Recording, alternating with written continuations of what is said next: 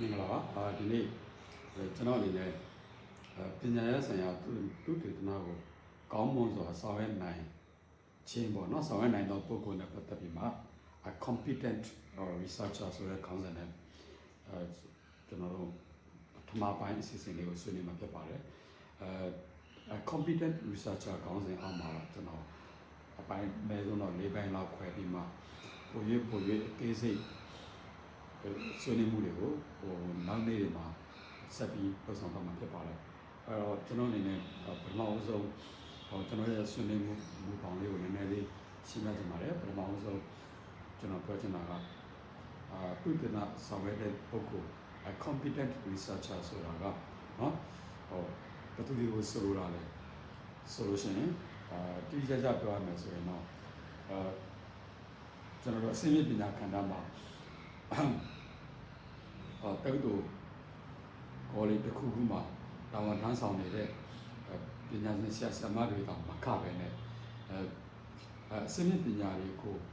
မိမိရဲ့စိတ်ဝင်စားမှုဝါသနာလုပ်ငန်းအရာအလုပ်ခံအရာ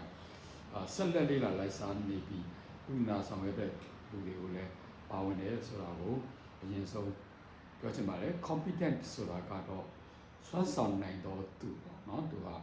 တကယ်လုံနိုင်တဲ့လူကိုပြောတာပါအဲ့တော့ကျွန်တော်အနေနဲ့သူကတကယ်လုံနိုင်ဖို့ဘယ်လိုရည်ချင်းတွေရှိရမလဲဆိုတာကိုအရင်ဆုံးဆွေးနွေးချင်ပါတယ်အဲ့ဆွေးနွေးတဲ့အခါမှာသူကဓမ္မတရားလို့ရမယ့်နယ်ပယ်နော်အဲ့နယ်ပယ်တစ်ခုချင်းစီမှာနောက်ဘယ်လိုစူးစမ်းအားထုတ်ပြီးနော်ကျွမ်းကျင်အောင်လုပ်ရမယ်ဆိုတာတွေကိုအသေးစိတ်ဆွေးနွေးမှာဖြစ်ပါတယ်ဒါပေမဲ့ပထမအဲ့ဒါတွေမဆွေးနွေးခင်လေးမှာ9မိနစ်လောက်ကျွန်တော်တို့မြင်တွေ့နေရတဲ့အစမပြေမှုလေးတွေကိုပြောချင်ပါတယ်ကျွန်တော်တို့ဘောနော်ကျွန်တော်တို့နိုင်ငံလို့ပြောမယ့်အစားကျွန်တော်တို့ ਨੇ ပတ်ဝန်းကျင်မှာလို့ပဲလောလောကိုပြောမယ်ဆိုလို့ရှိရင်သူတနာကိုစိတ်ဝင်စားတဲ့လူတွေသူတနာကိုဆောင်ရွက်လို့ရှိတဲ့လူတွေတော်တော်နည်းတယ်ဆိုတာကိုတော့အရင်ဆုံးဆွေးနွေးချင်ပါတယ်ဒါဟာကျွန်တော်တို့မြန်မာနိုင်ငံအတွက်နော်အစမပြေဘူးအထူးသဖြင့်သူတနာလှုပ်ချင်တဲ့လူနည်းရုံနဲ့မကပဲနဲ့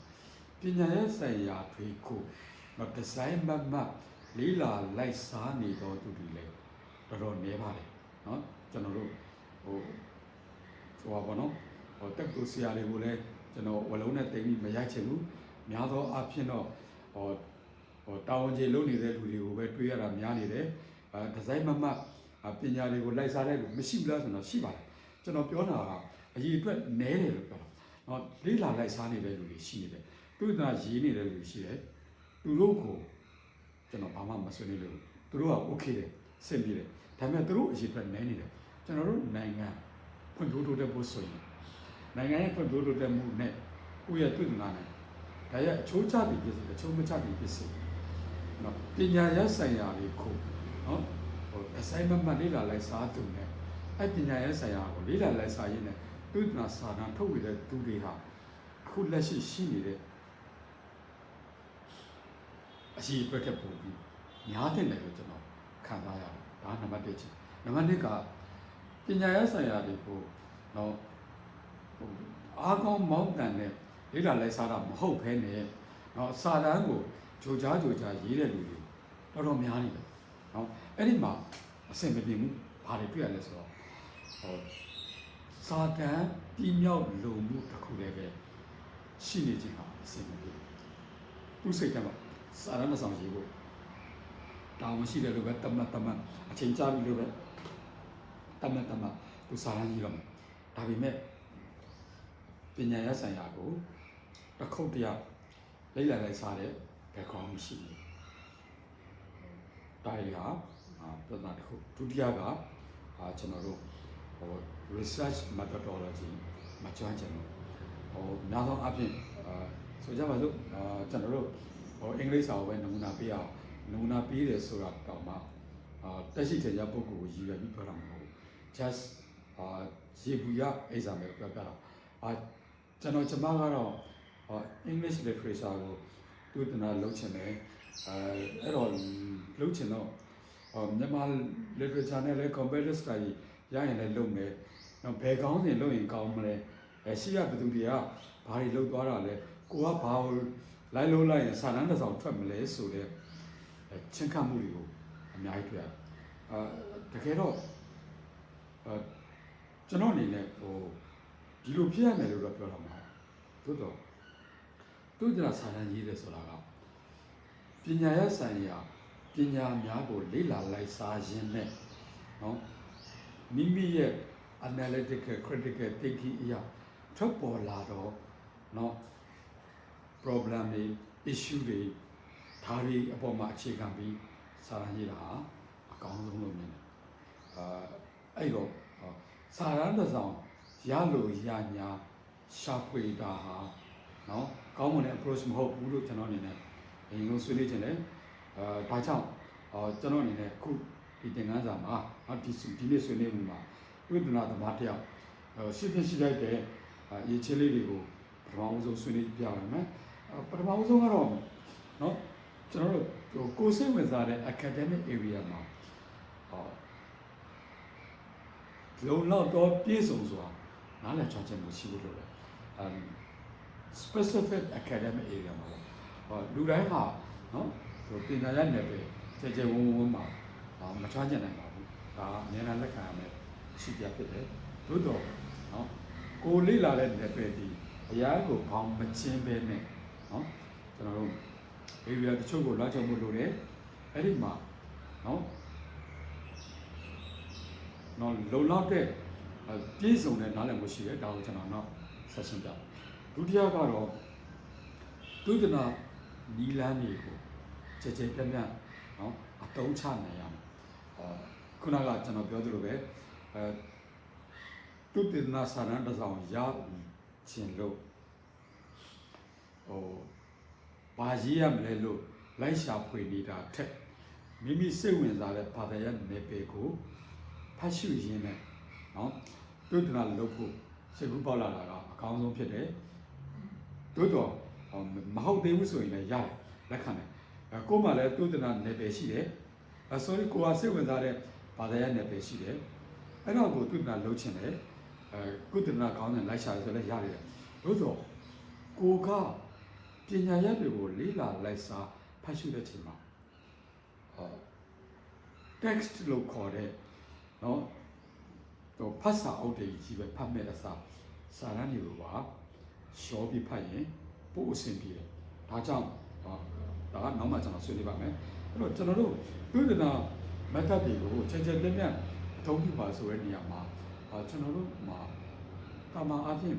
qualitative quantitative mix ဆိုပြီးမှဒီလမ်းသုံးမှုရှိတယ်အဲ့တော့ဒီဟာကိုချက်ပြန့်ပြန့်ဆိုတာကကျွန်တော်ဘယ်လိုပြောရမှာတော့သိနားမလဲဒါပေမဲ့ကျွန်တော်တွေ့တာတွေရှင်းရှင်းလင်းလင်းပြောရမယ်ဆိုတော့နောက်တော့အပြင် data ကောက်မယ်ဆိုတာနဲ့ပြီးသွားတဲ့ social science ကလူတွေအများကြီးရှိတယ်နော်ဘာသာစကားအပါက social science ကdata ကောက်တာသူ့တင်တာပဲdata လေးကောက်လိုက်လူတချို့ကမေးခွန်းလေးမေးလိုက်မယ်ဆိုရင်ပြီးသွားမယ်ဆိုတာမျိုးကမဟုတ်သေးဘူးခင်ဗျကျွန်တော်တို့ကdata ကောက်တာကိုလည်း quantitative လို့သတ်မှတ်လို့မရတယ်လို့မေးခွန်းတွေမေး data တွေ survey တွေဖြေတာကိုလည်း quantitative လို့သတ်မှတ်လို့မရတယ်quantitative လုပ်ခဲ့ရင်တော့မှကျွန်တော်တို့ social science နဲ့ဘက်မှာဘာသာစကားဘက်မှာqualitative ဘက်ကိုတွားပြီးလုပ်ဖို့လိုပါတယ်ဒါကြောင့် quantitative qualitative နှစ်ခုစုံပြီးတဲ့အပြင်ကျွန်တော်တို့ပုံမခိုင်မာဖို့ဆိုလို့ရှိရင် second quota လို့ခေါ်တဲ့ကိုယ်နဲ့အလားတူသုတနာလုပ်တဲ့သူတွေရဲ့အလုပ်တွေသုတနာရလဒ်တွေကိုပြန်လည်စုစည်းပေါ်ပြတာဟာကျွန်တော်တို့ခိုင်မာတဲ့သုတနာ method ကိုသုံးပြီးခြင်းဖြစ်တယ်ဒါကြောင့်ဒီဘိုင်းကိုလည်းကျွန်တော်ဆက်ဆွေးနေမယ်တတိယဘိုင်းကတော့ကျွန်တော်တို့မပြောမဖြစ်ပါနော်English ဘာသာနဲ့ရေးမယ်ဆိုရင် English စာချခြင်းပေါ်လို့အထူးသဖြင့်သုတနာစာတမ်းများဖတ်ပြီးများရေးနိုင်ဖို့လိုတယ်ရေးတဲ့ practice ကောင်းလိုတယ်ဒါကြောင့်ကိုယ့်ရဲ့ English စာကိုupgrade လုပ်ဖို့မချိုးစားရင်တော့အစိမ့်မပြေလာမှာပဲဒါကတတိယစရုပ်ဓာတ်ကတော့ကျွန်တော်တို့ ethics တို့ professional standard တို့ပြည့်စုံတဲ့အခါမှာresponsible research context ဆိုရှိတယ်နော်အဲ့ဒီရဲ့ဟိုပြောကောင်းမယ်တာဝန်ရှိတော့ကျင့်ဝတ်နဲ့စီလို့တော့သုတနာလောက်တာလေဒါတော်တော်များများချက်ချက်များများတတ်မှတ်ထားတာရှိတယ်အဲ့ဒီချက်ပေါ့နော်အမှတ်တပြန်ပြပြမယ်ဆိုလို့ရှိရင်ဘာသာရပ်ဆိုင်ရာနဲ့ပြန်မှာကျွမ်းကျင်ဖို့လိုတယ်ဒုတိယကျွန်တော်သုတနာလောက်ထုံးလုံးကြီးတွေကိုချက်ချက်ပြပြအသုံးထားဖို့လိုတယ်တတိယအင်္ဂလိပ်စာတော်ဖို့အင်္ဂလိပ်စာကောင်းကောင်းရေးတတ်ဖို့အင်္ဂလိပ်စာကိုများများဖတ်နိုင်ဖို့ဥပမာပြဆိုရင်တညာလဲစောင်းပါ၄၅ဘုတ်လောက်ကိုအခြေဖတ်နိုင်တယ်ကိုကarticle တစ်ခုလောက်နဲ့9ရက်လောက်တရွတ်တိုက်ဆွဲနေတိတ်မဟုတ်တော့စောင်းပါ၄၅ဘုတ်လောက်ကိုအနည်းဆုံးတညာလဲနဲ့အပြီးဖတ်ပြီးရှင်းထုတ်နိုင်တဲ့အခြေအနေမျိုးရှိဖို့လိုသလို writing မှာကောင်းဖို့လိုတယ်နံပါတ်4ကကျင့်ဝတ်တာဝန်နော်ဒါတွေကိုဒီပေါင်းတွေကိုနားလည်ဖို့လိုတယ်ဒါတွေကကျွန်တော်တို့နော်ပြည်နာသမားတယောက်ရှိနေဖို့လိုတယ်ကဲအဲ့တော့ကို့မှာမရှိဘူးဆိုရင်ကျွန်တော်ပြောချင်တာကမရှိရင်ဒါတွေမရှိအောင်ခုချက်ချင်းလုပ်လိုက်အထူးသဖြင့်ကို့ဘာသာရဲ့နယ်ပယ်မှာကိုကခြေခြေမြင့်မြင့်တော့မလေ့လာထားဘူးအတန်းလုံးကငယ်တော့ကမာစတာတက်ခဲ့လို့ငယ်တော့ကဘက်ချလာတော့ကတက်ခဲ့တာတွေလောက်ပဲရှိတယ်ဆိုရင်ခုဘာသာရဲ့နယ်ပယ်တစ်ခုကိုစစ်စစ်မှုလေ့လာဖို့ဆိုတာက specific ပေါ့နော်ကျွန်တော်တို့6လလောက်ပဲကြာပါတယ်နော်ဒါလေ့လာဖို့လိုတယ်ခုမရဘူးဆိုရင်နောက်6လမှပြန်လာခဲ့နောက်6လကြာရင်လုပ်ပြီးပြီဆိုโอเคသွားတယ်ကိုလုံးမဲ့ research ကိုလည်း6လနောက်ဆိုတော့မဆိုလို့ပေါ့နော်နောက်စုပ်ထားလိုက်ဟောကိုကြွားကျင်အောင်ဆက်လုပ်ဖို့လိုတယ်အထူးဖြင့်အင်္ဂလိပ်စာအရှိအသားကိုကိုယ်တိုင်း writing ကို academic writing ကိုစ조사ထားဖို့လိုပါတယ်ဒါကြောင့်ဒီလေးချက်ပိုင်ဖို့လိုတယ်ဒါကရေဘူးရတမတ်ချက်ဒါကြောင့်ပြောချင်တာကနော်ဘာသာရပ်စာတွေကိုဖတ်ပါကြဲကြဲပြန့်ပြန့်ဖတ်ပါတကယ် classic way ကိုကျွန်တော်ရှင်းတာ classic way ဆိုတာကနောက်မှပြောပြဘာသာစာကြဲကြဲပြန့်ဖတ်ပါလို့အဲ့ဘာသာရပ်ဆရာတွေကိုကြဲကြဲပြန့်ပြန့်ဖတ်ပါလို့ပြောတဲ့အခါမှာဖတ်ပါဆိုတဲ့စကားနဲ့မလုံးတော့ဖတ်ပါမှတ်ပါစုဆောင်ပါဥပမာအဖြစ်ဆိုရင်ဆိုကြပါစို့ကျွန်တော်တို့ဟာ linguistic English grammatics ကိုလေ့လာဖတ်မယ် notes ထုတ်မယ် article တွေကိုစုစည်းထားမယ်ကျွန်တော်ခုနပြောခဲ့သလိုပဲ Brown and Leveson တို့ပါတို့ညာတို့သူတတ်မှတ်ထားတဲ့ author ကြီးတွေရှိတယ်အဲ့ဒီရဲ့ great scholar ကြီးတွေရဲ့စာအုပ်တွေကိုဖတ်မယ်ပြီးရင်မှတ်စုတွေထုတ်ထားမယ်ကိုကသူတနာလို့ကိုရည်ရွယ်တာဖြစ်တဲ့အတွက် area တွေကိုပိုင်းခြားပြီးဖတ်မယ်တအုံလုံးဖတ်ဖို့လိုရင်တအုံလုံးဖတ်မယ် section တစ်ခုစီဖတ်ဖို့လိုမယ်ဆိုရင် section တစ်ခုစီဖတ်ဖို့လိုမယ်ဖတ်တာနဲ့တပြိုင်နက်တည်းမှတ်သားမယ်စုစည်းထားမယ်ဘယ်လိုစုစည်းထားမလဲစာအုပ်ကိုစုမယ် chapter ကိုစုမယ်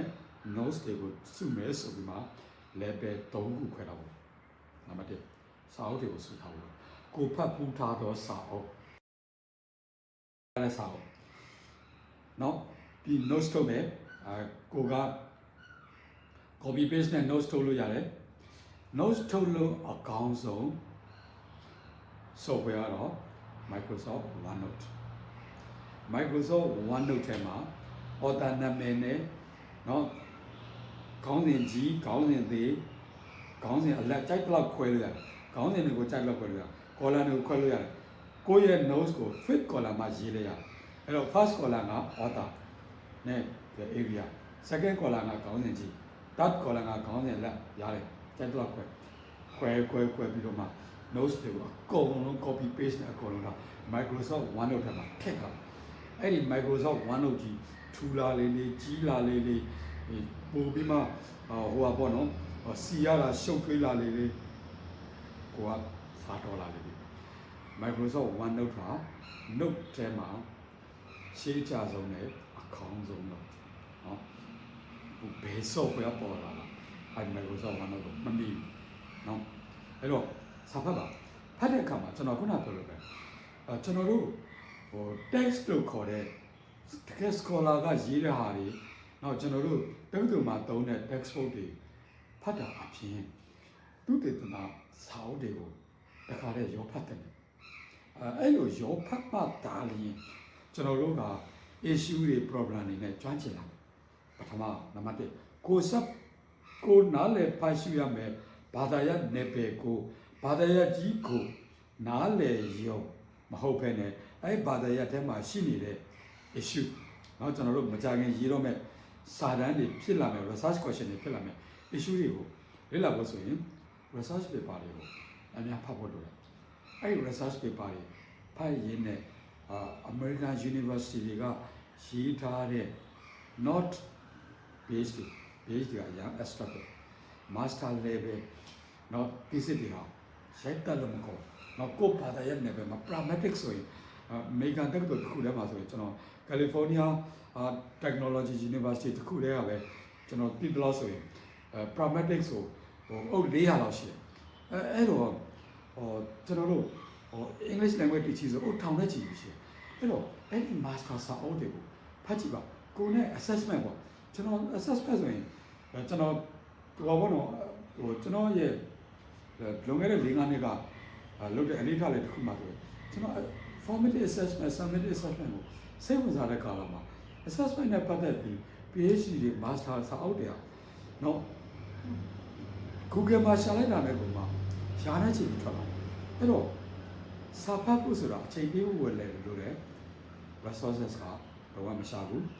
တိုးတော့စာဖတ်တဲ့အခါမှာအရေးကြီးဆုံးက notes ထုတ်ဖို့နဲ့ဘာသာရပ်ဆိုင်ရာသူတနာစာတမ်းနဲ့နော် thesis တွေသူတို့ရဲ့ master thesis တွေကိုကောင်းကောင်းဖတ်ဖို့လိုတယ် master thesis တွေဟာကိုယ့်ရဲ့ thesis လုံနိုင်မှုကိုအများကြီးသင်ပေးတယ်သူက master ဆိုတာလွယ်တယ်လွယ်ပေမဲ့သူက qualitative quantitative ကိုတကယ်ဟိုနီလန်းပေါ့နော်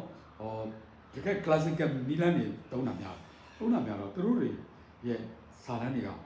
ဖတ်ရှိနားလည်ဖို့လွယ်တယ်validity တွေ reliability တွေရှာဖို့သူတို့အရင်ကြိုးစားကြမလို့ဘူးအဲ့ method တွေကိုသုံးမှပဲမာစာဆိုပေါ့ရေးထားတယ်ဆိုတော့စာတမ်းရေးသားနည်းလေးချွမ်းချင်တယ်ကိုဘာသာရပ်နယ်ပယ်ရဲ့ issue တွေ problem တွေနဲ့လည်းယဉ်ကျေးချမ်းချင်တဲ့အတွက်စာဘတ်တာအဲ့ဒါနောက်ဒုတိယကစာတမ်းတစ်ဆောင်ရဲ့ဂုဏ်အင်္ဂါရပ်တွေကိုကျွမ်းကျင်ဖို့လိုဥပမာအားဖြင့်ဆိုရင် abstract ရှိထားရင်အဲ့ abstract မှာအပိုင်း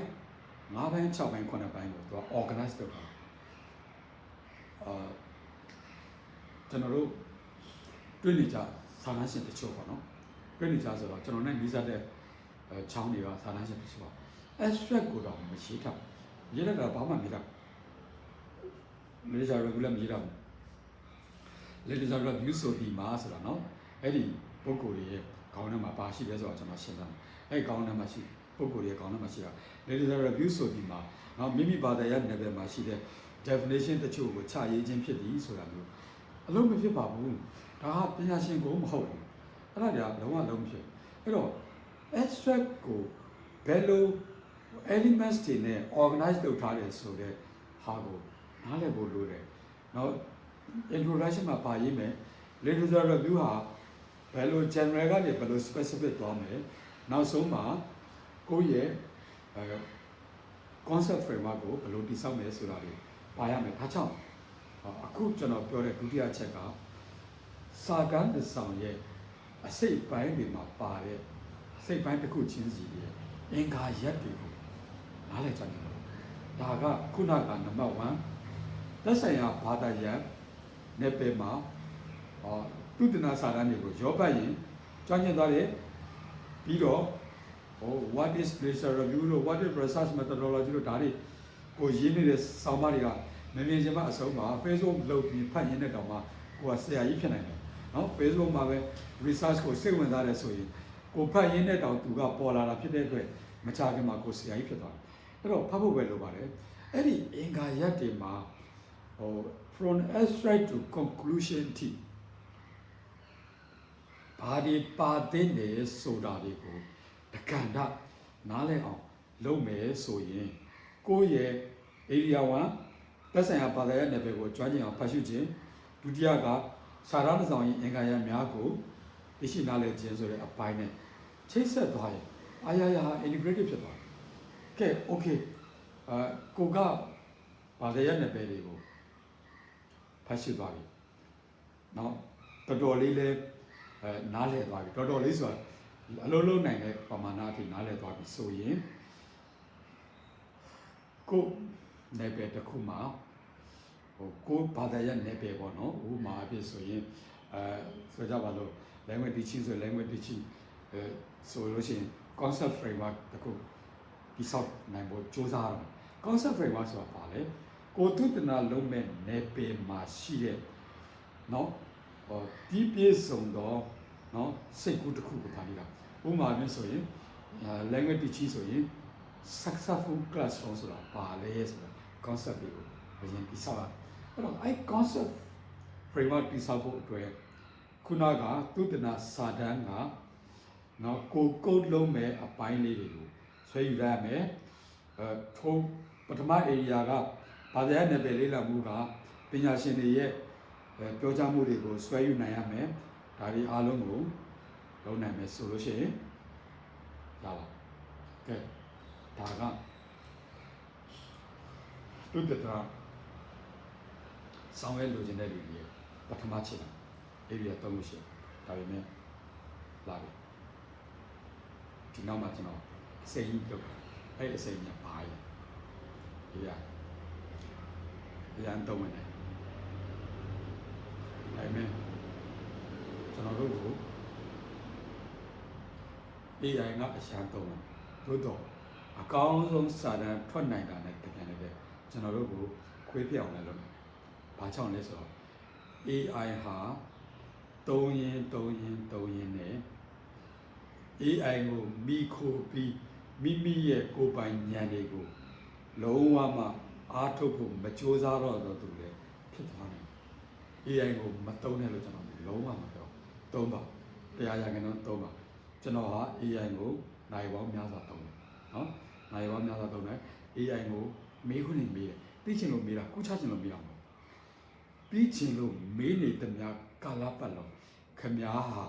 AI နဲ့ကောင်းမွန်စွာအလုပ်လုပ်နေတယ်လေကူးချဖို့မေးပြီးဆိုရင်တော့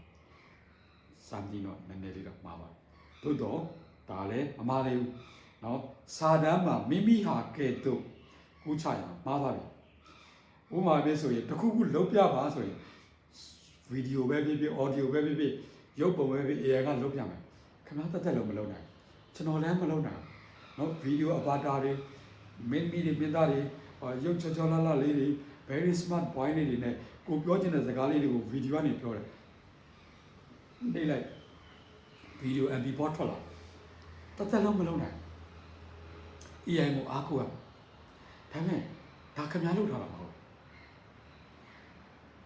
ကျွန်တော်လုပ်ထားတယ်ဆိုရင်လည်းဘယ်သူမှမယုံဒီဗီဒီယိုကြီးကိုကျွန်တော်အစအဆုံးဖန်တီးထားတာပါဆိုရင်အယူပဲ AI ကကိုမလုပ်ပေးလို့နိုင်တဲ့ဟာတွေလုပ်ပေးနိုင်တာအများကြီးတယ်ဒါ AI ကလုပ်ပေးထားတာကိုယ့်အတွက်တနေရာမှာအသုံးဝင်တယ်သို့တော့အခုဖြစ်နေတာကစာတမ်းရေးတော်သူများက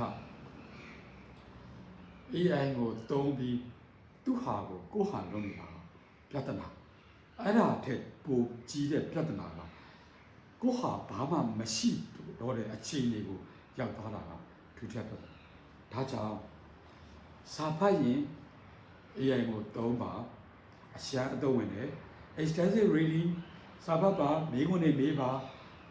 ကိုနားလည်တာလေးတွေကိုချပြောပါသူကကိုယ့်တဲ့9စားလောက်အစင်းမြင့်တော့ analysis reflection critical thinking အားလုံးနဲ့ reply လုပ်ပြီခင်ဗျာ6လလောက် AI နဲ့စာဖတ်ဘာသိစမှမရှိနဲ့ AI ကိုပဲမေးခင်ဗျာစာအရန်တော့ဒါခင်ဗျာအတွက်အရှာအသုံးဝင်ပဲ AI ပြီးတော့ဒုတိယနယ်ပယ်ဖြစ်တဲ့ research paper မှာရှိတဲ့ elements တွေရေးကြည့်ပါနော်ဘာတွေလဲသူအကုန်ရေးပြမယ်ကောင်းတယ် ဒါပေမဲ့ကိုကလုပ်တဲ့အဆင့်တော့မရောက်စေဘူးအခုခါ AI ကတောင် research ကိုလုပ်နိုင်တဲ့အဆင့်ရောက်သွားတယ်အထူးသဖြင့်ကျွန်တော်တို့ရဲ့ social science နဲ့ပဲเนาะ laboratory မလိုတဲ့ experiment မလိုတဲ့ data ကိုလူထုကြားထဲဆင့်ကောက်ဖို့မလိုတဲ့ qualitative study တွေကို thematic study content analysis thematic analysis တွေအားလုံးကိုเนาะကျွန်တော်တို့အဓိကစကားလုံးလေးတွေသိတာနဲ့ခလုံးနေလိုက် abstract ကနေ discussion findings ဒီ conclusion တွေသူရေးပေးသွားမယ်ရေးပေးနိုင်ခုဖြစ်နေတာကအဲ့ဒါတွေကိုကိုဟာလုံးနေပဲဖြစ်တယ်သူ့ကိုမကြော်နိုင်ဘူးကြော်နိုင်ရမယ်ဘာလို့ကြော်နိုင်လဲသူရေးထားကသူ့ကိုရေးခိုင်းလို့ရလာတဲ့စာတမ်း9ဆောင်ကိုတစ်စိတ်တစ်ပိုင်းပြန်အသုံးချလို့ရပါတယ်ကိုမှဆရာတယောက်ရှိတယ်ဆရာတယောက်ကကိုရဲ့ချစ်ခင်လေးစားရတော့ဆရာကြီးတယောက်ပေါ့နော်ဆရာကြီးတယောက်က analysis လုပ်ပြတယ်ဆိုရင်တော့မှအဲ့ analysis ကိုကိုသိစီမှာပြန်သုံးလို့ရတယ်အဲ့ analysis ကိုဒီလို analysis လုပ်ထားပါတယ်လို့ပဲပြောပြရင်ရတယ်ဒါကိုရဲ့သိစီအစိတ်ပဲဖြစ်နိုင်တယ်သို့တော့သူ့ဟာကြီးကိုအလုံးလိုက်ယူချလာတာကတော့အဆင်မပြေဘူးဘယ်လားမှမစုံ full component ကြီးကိုယူလာဖို့တော့မရဘူးနောက်ပို့ဆိုတာကသူ့ဟာကိုကိုယ့်ဟာကိုလုတ်တဲ့နီးလမ်းမှာ AI detect ကလွတ်အောင်လွတ်ယုံနေရေးပြီးလုတ်တာစမပြေဒါပေမဲ့ကျွန်တော်တို့မှာဘာမရှိဘူးလဲဆိုတော့ regulation ရှိ regulator တွေကလည်း AI နဲ့ပတ်သက်ပြီးမှပြည့်စုံနားလည်ဖို့ခက်ခဲရရှိဒါဟာနိုင်ငံတိုင်းမှာဟောတကယ် smart ဖြစ်တဲ့နိုင်ငံတွေကိုတော့ကျွန်တော်မပြောလို့နိုင်ငံတိုင်းမှာ AI အပေါ်မှာ regulate တက်လို့ဖို့အတွက်ခက်ခဲရရှိကျွန်တော်လည်းကျွန်တော်တက်ကူလို့လေကျွန်တော်ချောင်းနေမှာเนาะ AI အသုံးပြုမှုနဲ့ပတ်သက်ပြီးမှစီကံချက်တွေချပေးပါဆရာဆိုရင်ချပေးမယ်ဒါပေမဲ့ကျွန်တော်စီကံချက်ဟာမပြည့်စုံနိုင်เนาะဘာကြောင့်လဲဆိုတော့တလားနဲ့တလားတောင်မှမတူကွဲပြားပြီး performance အရန် dynamic ဖြစ်တဲ့ AI တွေပေါ်နေတဲ့အချိန်မှာကျွန်တော်ရဲ့ regulation ကဘယ်ကာလအထိเนาะအသုံးဝင်နေမှာလဲယူခွက်တွေဟာခွက်တွေဘယ်တော့ပေါ်လာမှာလဲဆိုတော့ကျွန်တော်မပြောနိုင်ဘူးသို့တော်လည်းပဲเนาะကျွန်တော်တို့တာမန် principle လောက်ကတော့ရှိနေဖို့လိုတယ်เนาะကာလကန့်သတ်ချက်နဲ့ regulation တွေရှိနေဖို့လိုတယ်နံပါတ်1သူဟာကိုဟာမလုပ်ရှင်းနောက်ဆုံးကုန်ပြောမယ်ဆိုရင်ကိုဘာသာကို analysis လုပ် AI နဲ့ refine လုပ်လို့ရတယ်။ဟောဒါလက်ခံလို့ရတယ်။ကိုယ့်ရဲ့ analysis တွေ AI နဲ့ refine လုပ်တာ။နော်ကိုယ်လည်း analyze လုပ်ထားတယ်။တို့တော့ကျွန်တော်ဒီလိုမြင်နေပြောင်း AI ကိုခင်ဗျားဘယ်လိုမြင်လဲ။မေးလိုက်ပေါ့။သူက extra ထပ်ပြီးတယ်။တုံးချလိုက်ပေါ့။ဟုတ်တယ်မလား။ကျွန်တော်လည်းလုပ်နေတာပါ။ကျွန်တော်လုပ်နေတာသူ့တနာအတွက်မဟုတ်ပါဘူး။မလုပ်သူ့နာအတွက်မဟုတ်တဲ့အတွက်ကျွန်တော်ကတော့ဘယ်လိုခေါ်မလဲ AI ကိုပြီးခိုးတာလည်းအပြစ်ခင်းတယ်လေသူ့တနာမဟုတ်ဘူး။အခုကျွန်တော်လုပ်နေတဲ့ analysis ဆိုကျွန်တော်ပြောပြမယ်။ကျွန်တော်ရဲ့ quality assurance ပေါ့နော်။ ASEAN University Network ရဲ့ criteria တွေရှိတယ်။ European standard နဲ့ guideline တွေရှိတယ်။ compatible ဖြစ်တော့ကျွန်တော်တိုင်းထားဘယ်လောက်ထိ compatible ဖြစ်လဲ။နော်ဘယ်လောက်ထိ gap တွေရှိကြလဲ။နော် ASEAN University Network ကိုတိုင်ထားပြီးမှ ESC ကလာစမလား ESC ကိုပုံမှန်ထားပြီးမှ AUNP ကလာတိုင်းမှာ gap တွေရှာအဲ့တော့ဒါတွေကကျွန်တော်တို့ AI ကအရှားချနေတယ်သို့တော့ကျွန်တော်တို့ AI ကိုသုံးတဲ့အခါမှာလူတွေမှာကျွန်တော်ပြောနေတာကိုပြန်ပြောရမယ်ဆိုလို့ရှိရင်သူ့ဟာကိုကိုယ့်ဟာလုပ်တယ်ဆိုတဲ့ပြဿနာနော်သူ့ဟာကိုကိုယ့်ဟာလုပ်တဲ့နေရာမှာ AI data လွတ်ရုံပြန်ပြောင်းရေးတဲ့ပြဿနာတွေဟာကျွန်တော်တို့အကြီးကျယ်ဆုံးရတယ်ဒါတွေကိုတန်းနိုင်နေများရှောင်ပါလို့ပဲပြောချင်တယ်နော်တတိယချက်က AI ကိုအားကိုရင်နဲ့ ကိုယ့်ရဲ့ဉာဏ်စွမ်းတော့မထုတ်နိုင်တော့ပဲနဲ့ AI နောက်တစ်ခါကောက်လိုက်ပြီး AI ပေးသမျှပဲယူပါတော့မယ်ဆိုတော့ထူးထောက်သွားတဲ့ငကိုကလေးကအခြေခံကဝိဖြစ်နေတဲ့ပုံရှိဒါတွေမဖြစ်အောင်ရှောင်ရှားနိုင်ကဲအဲ့ဒါပြီးနော်ကျွန်တော်ဒုတိယဘိုင်းမှာနော်အချို့ကိစ္စရပ်များကိုဆက်လက်ပြီးရှင်းပြပါမယ် subject area မှာ research question တွေကို formulate လုပ်တတ်အောင်ပြပေးမယ် research cap တွေအကြောင်းရှင်းပြမယ် concept framework တိစောက်တာတွေကိုရှင်းပြမယ် research paper တွေကိုဘယ်လိုစုဆောင်းရမလဲဆိုတာတွေကိုသင်ပေးမယ်ဒုတိယပိုင်းတတိယပိုင်းမှာ research methodology တွေကို qualitative quantitative အသုံးများလာတဲ့အသုံးနဲ့လာတွေကိုဒီလိုကြာရှင်းပြမယ်တတိယပိုင်းသရုပ်ထပိုင်းမှာအင်္ဂလိပ်စာနဲ့ပတ်သက်ပြီးမှဘယ်လိုကြိုးစားတာတွေကိုရှင်းပြမယ်ဒါကြောင့်ဒီနေ့ကျွန်တော်ဆွေးနွေးတဲ့ကျွန်တော်ရဲ့သင်ခန်းစာကပထမပိုင်းဖြစ်တယ်အနည်းဆုံး၅ပိုင်းလောက်လာမယ်အဲ့ဒီမှာအထောက်ကိုပြုသွားမယ်ဆိုရင်ကျွန်တော်တို့ let's work together เนาะအတူတူလုပ်ကြည့်ရအောင်ဆိုတော့ပြီးမှเนาะကျွန်တော်တို့ research တချို့ကိုကျွန်တော်เนาะ PhD level master level လို့မဆိုဘူး research paper တစ်ခုခုကိုကျွန်တော်တို့အတူတူစမ်းလုပ်ကြည့်တာမျိုးလေးတွေကိုသင်ပေးဖို့ရည်ရွယ်ထားပါတယ်ဒီနေ့ကတော့ဒီလောက်ပါပဲကျေးဇူးတင်ပါတယ်